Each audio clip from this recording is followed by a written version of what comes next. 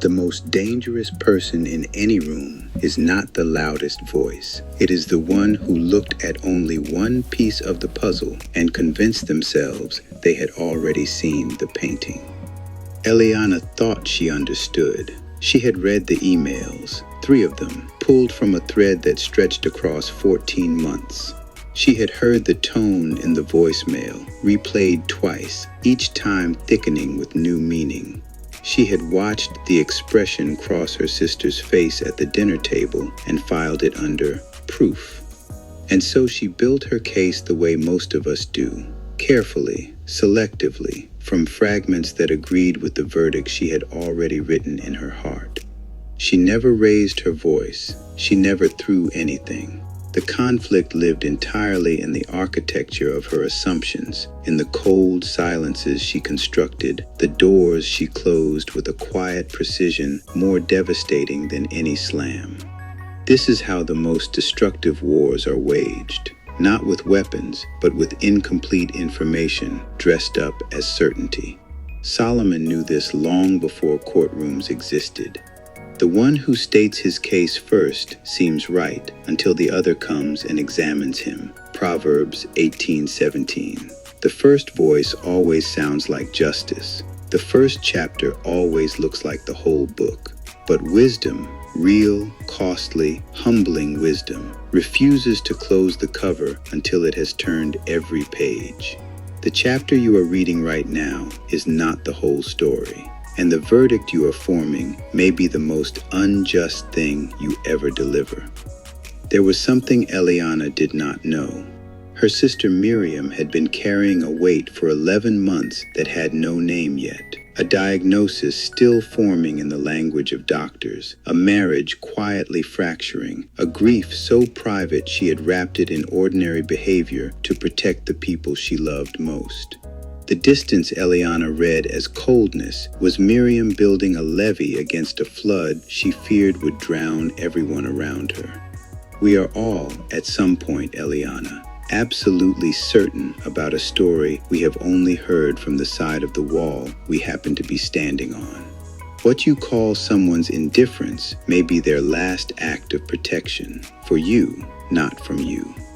Paul wrote it plainly. Now we see only a reflection as in a mirror, then we shall see face to face. Now I know in part, then I shall know fully, even as I am fully known. 1 Corinthians 13:12. He was not writing about the afterlife alone. He was writing about the chronic human condition of partial sight, the mirror that shows us everything in reverse, the reflection that flatters our angle and hides what stands behind us. To comprehend the whole is not just wisdom, it is the beginning of love. Eliana sent the message on a Tuesday evening, 14 lines, measured, controlled, devastating. She said she needed space. She said she felt unseen. She said she was done being the one who tried. Every sentence was technically true, and every sentence was missing the context that would have unmade it. Miriam read it in a hospital waiting room while waiting on a biopsy result, alone. She said nothing. She put the phone in her coat pocket and stared at the wall for a very long time. This is the casualty of incomplete understanding. Not just relationships shattered, but people left to carry the weight of being misread at the exact moment they were most fragile.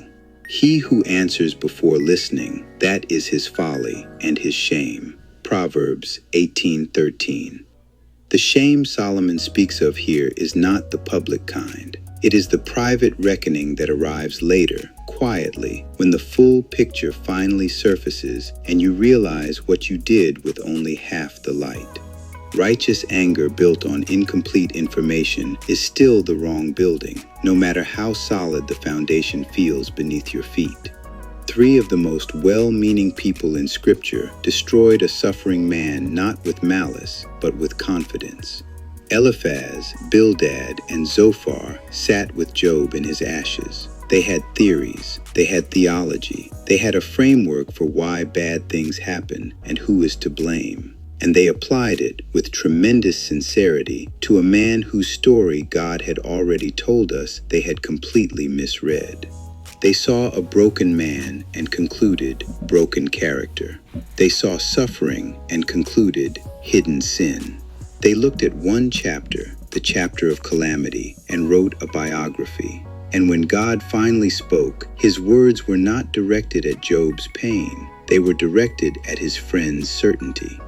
My anger burns against you and against your two friends, for you have not spoken of me what is right, as my servant Job has. Job 42:7. God did not rebuke Job's friends for their cruelty. He rebuked them for their certainty. There is a kind of confidence that masquerades as wisdom, that speaks most loudly in rooms where it has heard only one side, and Scripture names it plainly: folly dressed in the robes of righteousness. You can be theologically correct and still be profoundly wrong about the person sitting in front of you. 3 weeks after the message, Eliana got a call from her mother. Miriam had been in surgery. The biopsy had not been routine. The distance, the silence, the closed expression at dinner, all of it collapsed into context in a single phone call. Eliana sat on the floor of her hallway, back against the wall, and held the phone long after the call had ended. She did not cry immediately. First came something worse than grief, the full, unobstructed view of what she had done with her certainty. And in that moment, she understood something she could not have learned any other way, that the truth of a person is almost always larger than the evidence you have gathered against them. The moment you are most certain is precisely the moment you most need to ask what you have not yet heard. Get wisdom, get understanding. Do not forget my words or turn away from them. Do not forsake wisdom, and she will protect you. Love her, and she will watch over you. Proverbs 4:5-6. Wisdom here is not described as a concept to master. It is a person to pursue, something that watches over you, that protects you, not just from enemies, but from the damage you inflict when you move through the world seeing only what confirms what you already believe. Eliana went to the hospital. She brought nothing, no speech, no well-crafted apology, no flowers arranged to soften what she had done. She simply walked in, sat in the chair beside the bed, took her sister's hand, and said 3 words: "I didn't know." And Miriam, who had built the levee for months, who had swallowed the flood alone to protect the people she loved, finally let it break. Not in anger, in relief, because the thing she had wanted more than any explanation was simply to be known, not judged, by the person who mattered most. This is what comprehending the whole makes possible. Not just better decisions, but a quality of presence that says, I will not sentence you on partial evidence. I will wait for the whole of you before I speak. Bear one another's burdens, and so fulfill the law of Christ. Galatians 6:2. You cannot bear a burden you have refused to understand. You cannot carry what you have dismissed. The law of Christ is not fulfilled by showing up. It is fulfilled by staying long enough to comprehend what you are actually being asked to carry. Compassion without comprehension is performance. True love arrives only after you have been willing to hear the chapter you were not in. We live in an era that rewards the quick read, the fast take, the confident conclusion typed before the paragraph is finished. We mistake speed for clarity. We confuse volume for truth. We have become a civilization of first chapters calling themselves complete narratives. But wisdom, ancient, patient, God-rooted wisdom, has always moved differently. It listens past the presenting story. It asks what is being protected by the silence. It looks at the fragment and says, reverently, There is more here than I can yet see. Wisdom is the principal thing. Therefore, get wisdom. And in all you're getting, get understanding. Proverbs 4:7. The principal thing, not a supporting thing, not a bonus thing. The first thing, the governing thing, the thing that must be in place before everything else is worth building.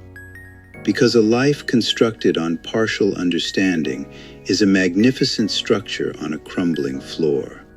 A life built on what you think you know, without the humility to ask what you don't, is the most sophisticated form of self-destruction there is. Eliana and Miriam walked out of that hospital together 6 weeks later, not loudly, not with a lesson memorized or a resolution posted. Just two women who had found their way back to each other through the painful, purifying act of finally seeing the whole. They did not discuss what had been sent on a Tuesday evening. They did not need to. Both of them now understood that the real conflict had never been between them. It had been between the partial picture and the truth. And the truth, once fully seen, had made the conflict unnecessary. The wisest thing you will ever do is not the thing you say when you are certain. It is the question you ask when you think you already know the answer. Because the whole of any person, any season, any suffering, any silence is always, always larger than the piece of it you happen to be holding. And on the day you finally see the full picture, you will not be proud of the verdict you delivered in the dark.